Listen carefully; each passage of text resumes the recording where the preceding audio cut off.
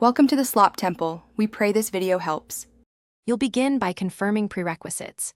Your device, SIM, and carrier must support caller ID, and you must permit the phone and contacts apps to access call data. Once those permissions are enabled, open the phone app and go directly to Settings, then Incoming Calls or Caller ID. Make sure you're logged in to any account the phone uses for contacts. Now select the caller display option to begin configuring whether names, numbers, or photos appear when you receive calls. Now you'll pick the exact display behavior. Choose whether to show the caller's name, number, or both, and enable photos or avatar thumbnails if available.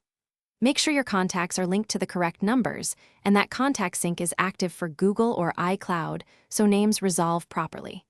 If you use a VoIP or SIP app, open its settings and match caller ID preferences to the system settings. Once done, test by calling yourself or a friend. To verify finish by placing multiple test calls from different numbers and networks so you can confirm consistent behavior. If display doesn't update, restart the phone, force a contact sync, and clear the phone app cache. This often resolves stale data. Make sure default caller ID is set for outgoing calls if needed.